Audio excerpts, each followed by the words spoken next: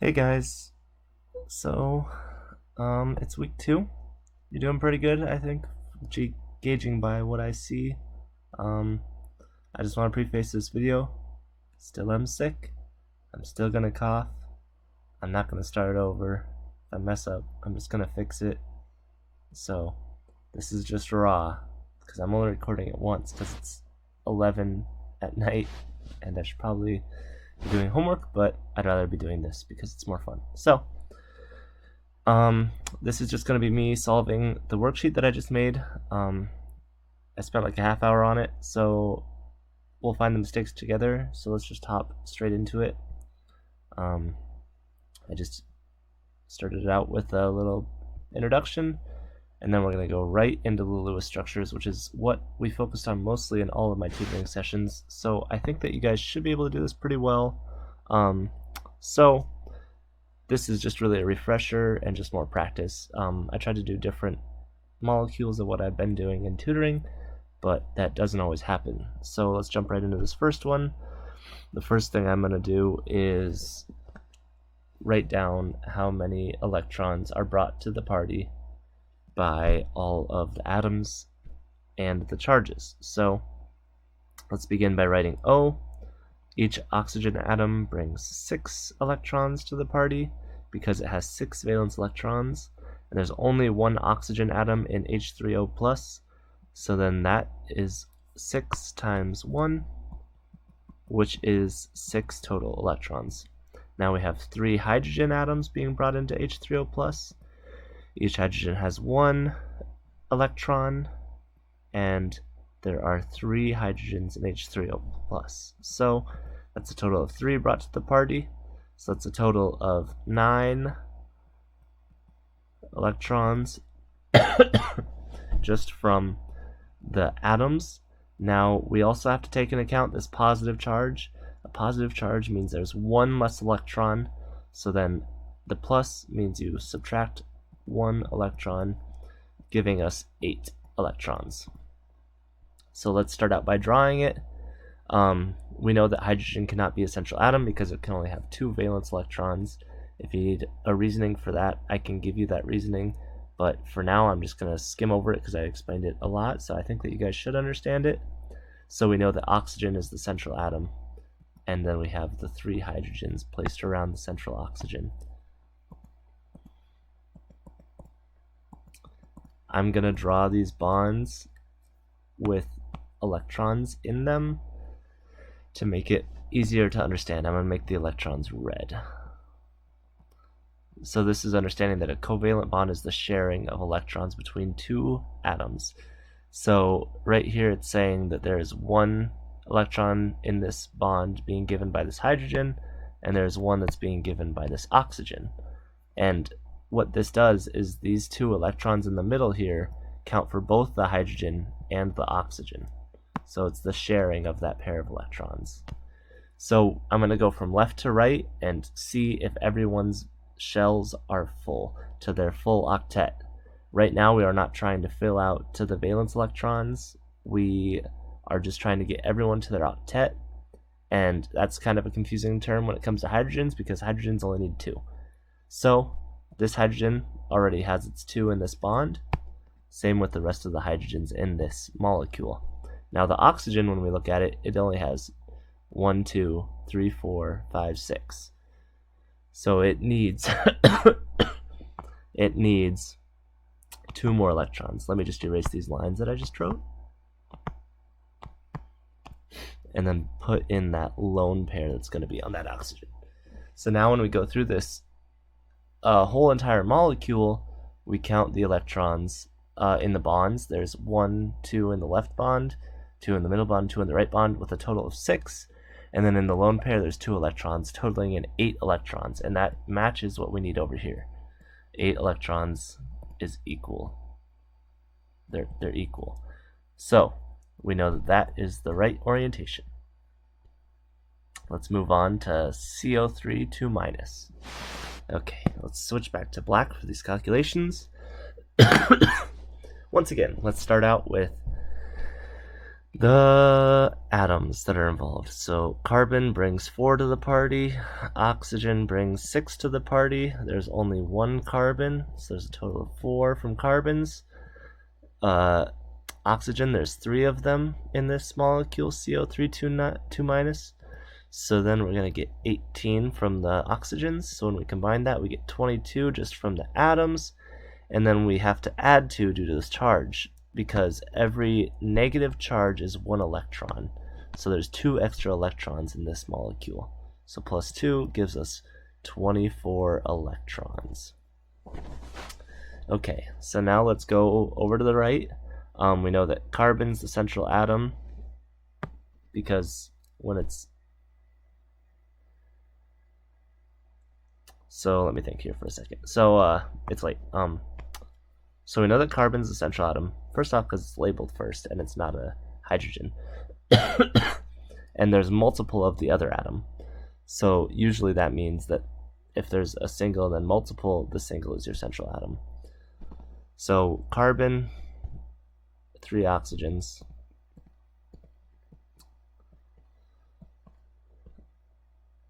And let's just fill out everyone's valence shell. So I'm going to go again and write in red the electrons in the bonds. So let's start over here on the left in this left oxygen. So it currently has 2 electrons from this bond. And oxygen to fill its octet needs 8, so we need to add 6 more, or 3 lone pairs surrounding this oxygen. Same with every oxygen on this, because they all only have 1 bond. And then carbon, when we count the electrons around it, it has 6 total, because it has 3 bonds, each contributing 2 electrons. So then we add 2 more to the carbon. I'm going to cough again.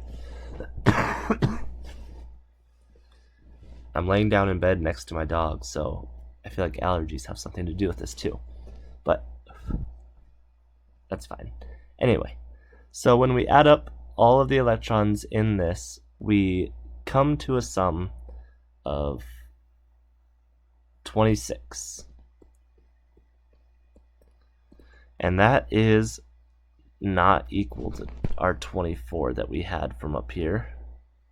So 24 does not equal 26. So we discussed this multiple times. What can we do to decrease the amount of electrons? Because as of right now, this is just a theoretical drawing. It's not really how it is. So we can still manipulate the electrons and the bonds. What we can do is actually form another bond between the central atom and another atom, forming a double bond. So I'm going to do it just to this central one, the center oxygen, just for to make it look symmetrical, just for my appeasement. It could double bond to any of those oxygens. So now when we count it, we get down to 24. So let's erase that 6. 24 does equal 24, so let's give it a good old check mark. Okay, move on to the next one. NH4 plus. So we have nitrogen. It has 5. There's only 1 nitrogen. So then we have 5 total electrons being donated from nitrogen. There's 4 hydrogens, so each hydrogen has 1. There's 4 equals 4 electrons. So now we sum that up, and then that's a total of 9 electrons. I don't like odd numbers, but good thing that we have this plus charge. That means that there is 1 less electron, because subtracting a negative charge gives us a positive charge. So minus 1 electron, which is negatively charged, will give us a positive charge on the total molecule. So now we wound up back at 8, and then let's draw NH4 plus. So N with H's all around it. NH4. Okay, so what do we know about hydrogens? They can only have 2 electrons to fill their octet, and so they're all full. Now, you may be asking, No, you won't be. Let's see here. Let me think. Okay. So everyone's got their octet full, right? Yeah. So, yeah, if we count nitrogens, it has 8. The hydrogens each have 2. And that gives us a total of 8 valence electrons. Or, 8 electrons, sorry, that are in this molecule. So, 8 electrons from up here does equal 8 electrons over here. So, we're done there.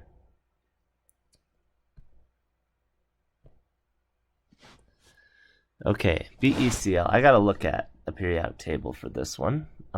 Let's look at where BE is. Okay, oops. So, looking at my background, beryllium is on the left side over here. Atomic number is 4. So, when we're looking at the table, we know that beryllium has 2 valence electrons. So let's go back into here. This will actually be a good challenging question. So BeCl2. Now, something that I went over with multiple of you is that boron is okay with having 3 things attached to it because it has 3 valence electrons. Now, beryllium only gives us 2 valence electrons. So it is actually content having only those 2 bonded. So when we have the Cl, let's start out by just getting the valence electrons counted up, and then we can move into it. So Cl each has 7, so then that times 2 is 14. And then this is 2, so that's a total of 16 electrons. So now let's go and draw it over here. Be central atom, Cl, Cl. So now if we fill out everyone's octet, we're going to get way too many. Oops, that's supposed to still be red.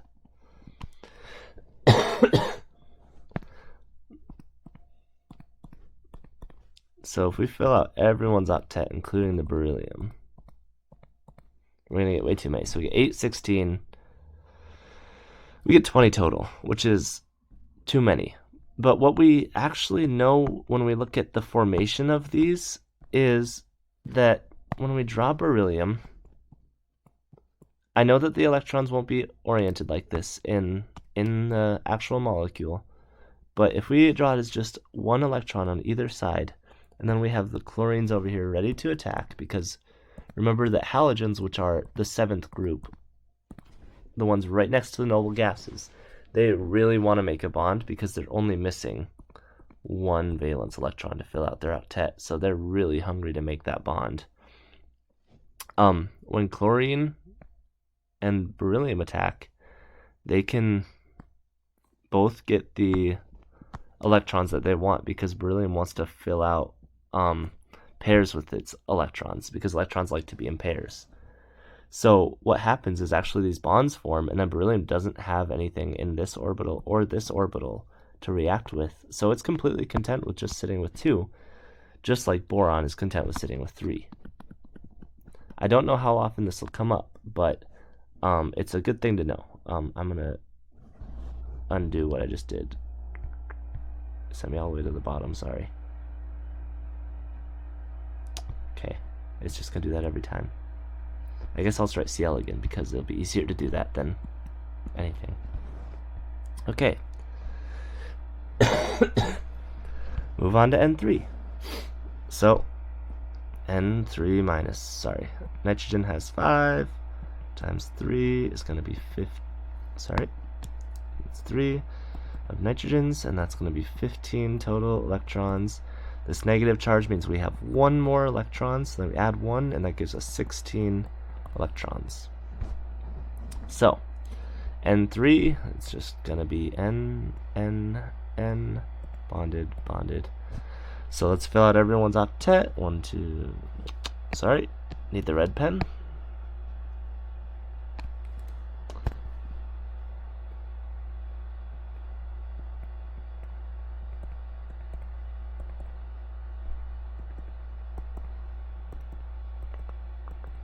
Okay, so now when we count that, we get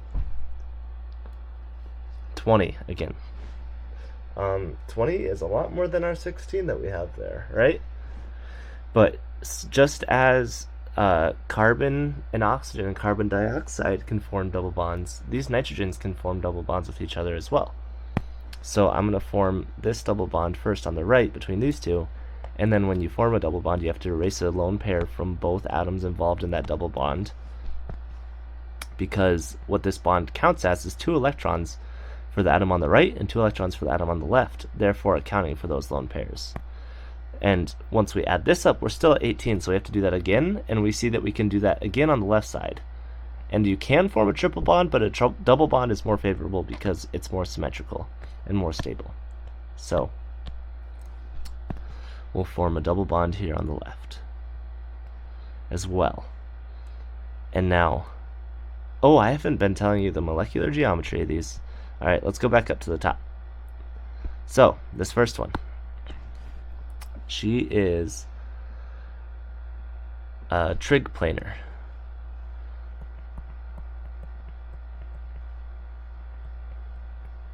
Trigonal planar is what it is actually,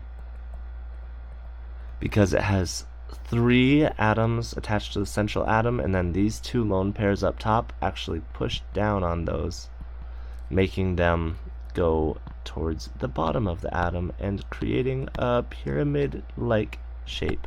And I said planar, it's pyramidal, I'm sorry. As I explained for the one that I didn't choose. This next one is trig planar.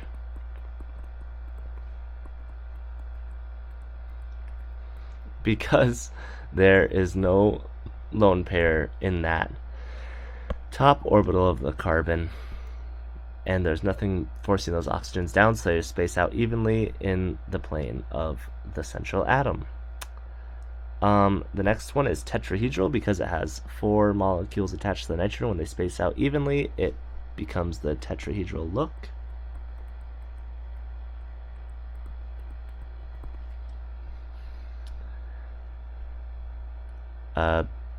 VECL2 is actually linear, even though it still has single bonds on either side. There's no lone pairs on the beryllium that are pushing the chlorines anywhere, so it'd only be linear. The N3 is also linear because once again there's no lone pairs. I'm sorry, this happens often. It's so frustrating. It's also linear. There we go. Okay, on to the next one. SO3. So S and O, I believe that I'm going to just start with oxygen because I know it's got 6, and that's a total of 18. I believe the S also has 6, but let's check out my background. Yep, S also has 6. It's over there in the same column as oxygen. There's only 1 sulfur, so there's 6, and that's a total of 24 electrons, and there's no charge, so we don't have to modify that at all. So let's go S and 3 oxygens. And then let's go ahead and draw in our electrons. The oxygen on the left has 2 electrons already contributed by this bond, so I draw in 6 more to fill its octet. Same with the rest of them. And then sulfur has 6 due to the 3 bonds, all donating 2 electrons, and then I'll draw on that last lone pair. So now let's count it. So 8, 16, 24, 25, 26 total electrons. So that tells me, oops, that's not the right color. So we have 26 electrons. That tells me since we're 2 above, we need to form 1 double bond. Once again, I will do it downwards towards that central oxygen. I think it's literally the same question as what I had above. Erase a lone pair from each atom on either side of the newly formed bond. So now we get back down to 24 electrons, which matches what we suspected over there on the left, and this is once again trig planar. because it has no lone pair pushing down on those oxygens. There's going to be in the plane.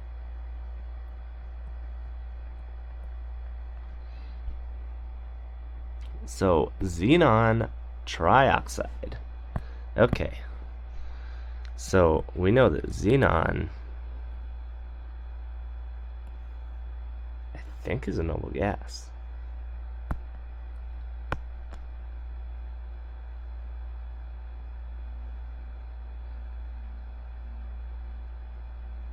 Yeah, it is. All right, we're not going to deal with that. That's expanded out text. That's getting pulled. That's why that's not on your worksheet. Okay. So now, drawing dipole arrows. So, before I do this, I'm actually going to go into my browser where I found someone's slideshow, and it's going to talk a little bit about what polar bonds are. So, what this is showing is an H2O molecule. I think I have a snipping of this. Nope, let's make a snipping of that so I can draw on it.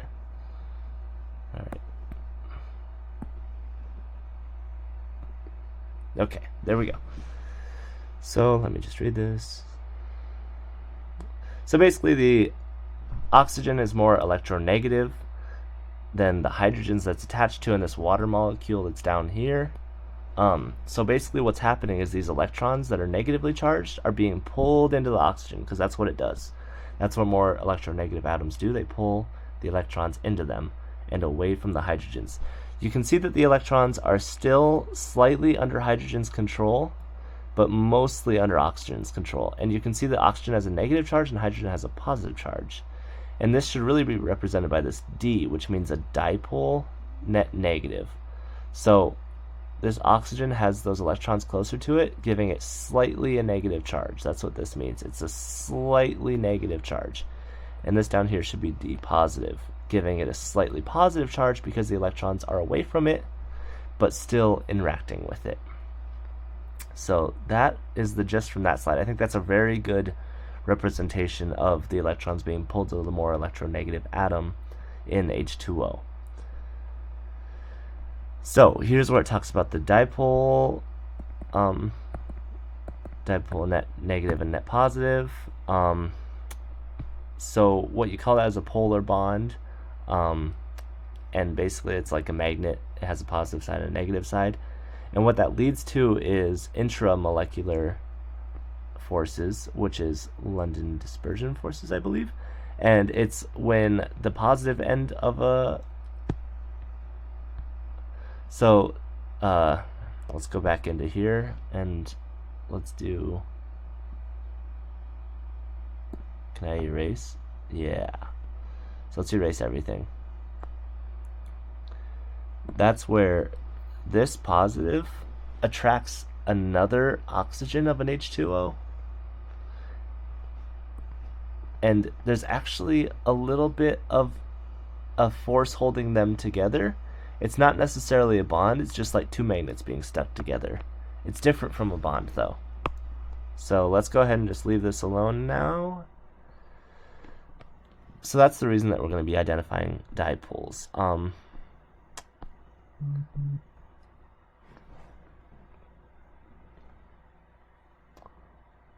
So yes, the way that you tell which atom is more electronegative, which will come up further along in the worksheet, is it's actually a periodic table trend. So this is just something that you're going to have to remember. The trend is starting on the top. The further to the right, the more electronegative it is. So from left to right, it becomes more electronegative. So hydrogen is the least in the top row. Oh, sorry, let's start off with lithium in the second row. So lithium's the least in the second row, and fluorine's the most in the second row. And then top to bottom, it goes actually to the bottom to the top. So the most electronegative atom in the whole periodic table is fluorine. And in that far right halogen, the least electronegative is this 117 atomic number, whatever that is. But we won't deal with that.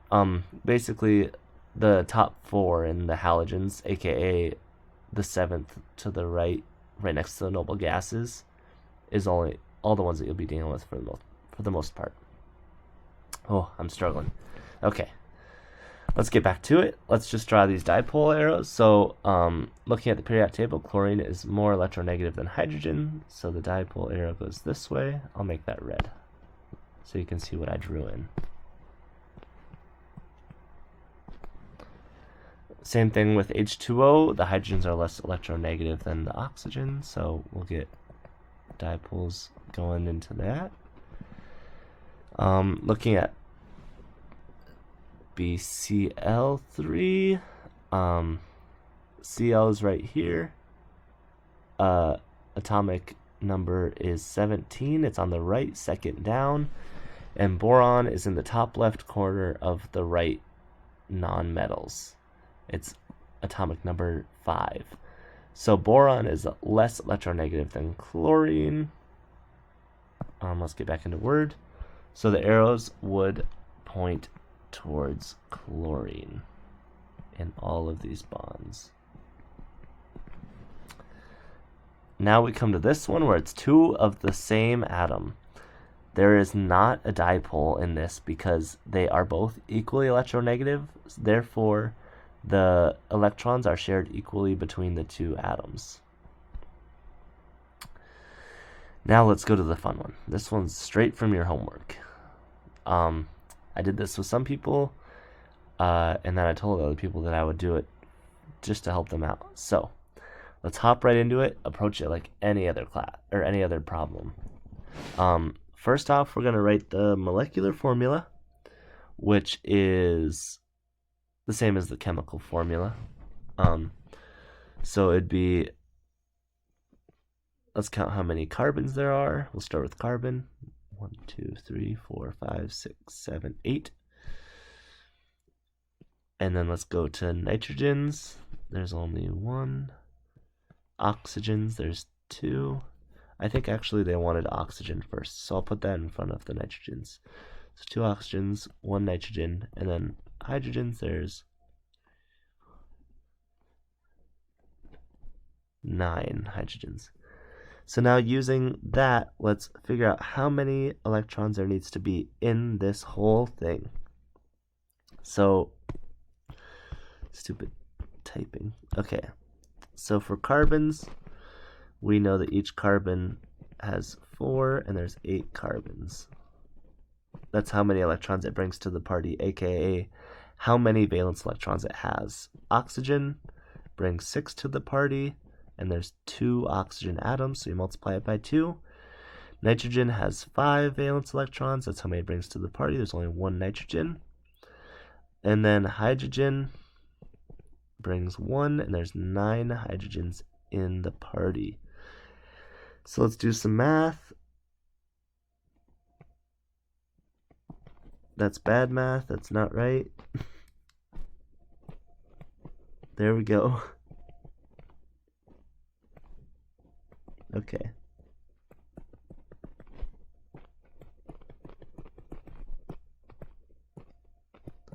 Cool. All right, 58 electrons total.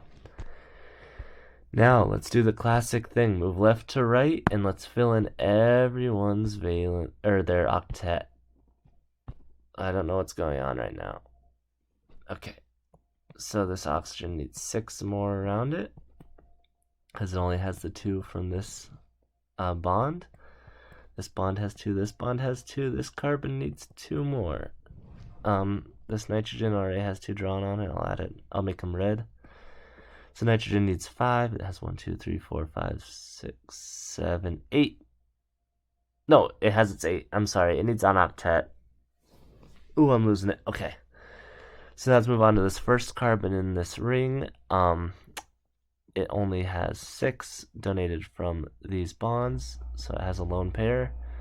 Same with every carbon around this ring. They all have a lone pair on them.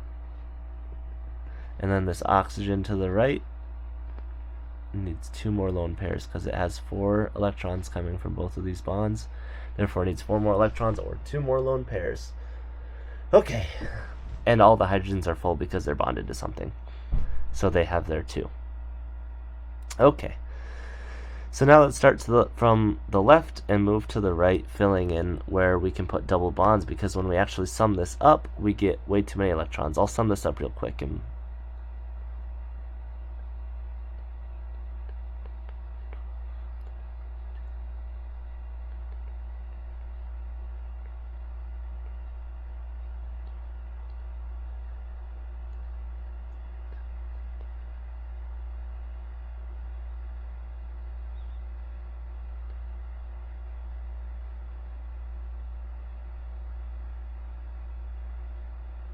I get 66 electrons, which is too many.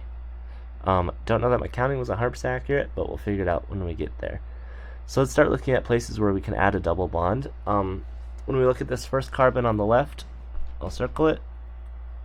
It's fairly clear to me that it has its octet already when it has 4 bonds, so it cannot create a double bond because it has no lone pair to donate to that double bond, and it would have to have an expanded octet, which is not something we can do. So the next carbon, we look around it and we see that this oxygen up here, it could definitely make a double bond with this carbon, since this carbon has this lone pair and oxygen has plenty of lone pairs up there. So let's erase a lone pair from each of them, like we discussed we do. Come on. And then let's draw in the dots. Okay, so there's one double bond. So this carbon, the second one, right here, it now has its full octet. So we cannot add any more bonds or electrons to that carbon at all. So that means that this nitrogen cannot double bond with that carbon. It could double bond with this carbon, but it actually wouldn't. And the reason that we know that is because rings really like to have alternating double bonds, and since all of these carbons have lone pairs, it can for sure have alternating double bonds. So I'm just going to go ahead and draw those in now, and then we'll erase the lone pair electrons inside of every carbon participating in one of those double bonds, which turns out to be every carbon inside of that ring. And now, when we sum all of our electrons, we get to the correct 58. This stupid typing thing. So those two are equal. So then we are done. That's where all the double bonds are. There's one up on this oxygen, one between those carbons, one between those carbons, and one between those carbons. These could be switched top and bottom, meaning that there'd be one there, and one there instead of the places they currently are, but that is just the same thing. So that's it. I'll erase the circles. Okay. Polar, nonpolar. Alright, so the thing with polarity is symmetry. So basically we have to do the same thing that we did in part 1, figure out the actual Lewis structure, and then determine if the dipoles cancel each other out or not. So CH4 has plenty of dipoles. It has 4 dipoles because the carbon will collect the electron density from the hydrogens. But what happens is actually each hydrogen on opposing sides will cancel out the one from the other side. So actually it has a net 0, meaning that it is nonpolar, because all of the dipoles are canceled out by an equal force on the opposite side of the central atom, even though there is a dipole going this way, this way, this way, and this way. So this top one and this bottom one cancel each other out, and this left one and this right one cancel each other out. So H2O. We've drawn this one multiple times. We know that H2O is bent and it has lone pairs on the oxygen. There is a dipole just like CH4, but these do not cancel each other out. See how they're going at a different angle? This one's going this way and this one's going this way, so they don't cancel each other out, meaning that this is a polar molecule. which is why that water and oil do not mix, because like dissolves like. So since oil is nonpolar, polar does not dissolve nonpolar. So oil and water stay separate, but that's a whole different thing. Learn about that later. CO2, we know that the oxygens are both double bonded to the central atom. Still is a strong dipole going outwards, but those cancel each other out because they're going in exactly the opposite directions. So it is nonpolar. I don't know why it saved the red coloring for the first N, but okay. So BCl3, we've drawn this one a bunch of times too. Boron, 3 Cls. To figure out the actual shape, you'd have to do the same thing that we did up top, where we added up the electrons, but I'm gonna be honest, I'm pretty freaking tired, so I'm kind of running out of steam. The way it's drawn, these two would cancel each other out, but the way that this is actually in 3 dimensions, it looks like this. So like they're all evenly spaced out, like this angle equals this angle equals this angle. So they wouldn't cancel each other out because this one's going this way, this one's going this way, and this one's going this way. So BCl3 is polar, sorry.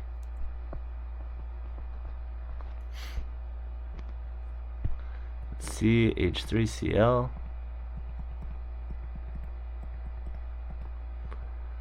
Even though it has 4 dipoles, they are not going in opposing directions actually. Cl is more electronegative than this carbon, so it's pulling it this way. So yes, these two cancel out, but these two actually add and pull it that way total. So then it's polar.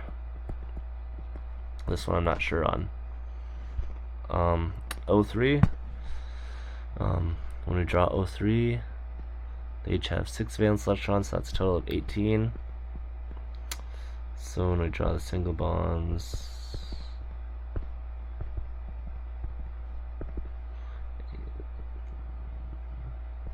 so there's 1 double bond. We still have 1 lone pair on that central oxygen, which means that it is bent and polar. So the way it actually looks is like this.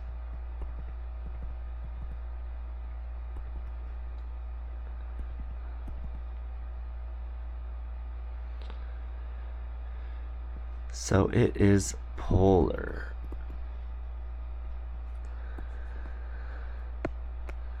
If there wasn't that double bond, which makes these oxygens different from these oxygens, then it would be nonpolar because they're all the same molecule. But since there is that double bond, it makes it slightly different. So yeah, that's it. I ran out of worksheet, so hopefully this thing helps you. I just did something bad. Hold on, let me undo that. There we go. Okay. Yeah, if you have any questions, just email me. Yeah. I'm gonna go to bed. Enjoy. Good luck, guys. Let me know if you need help. Alright. See ya.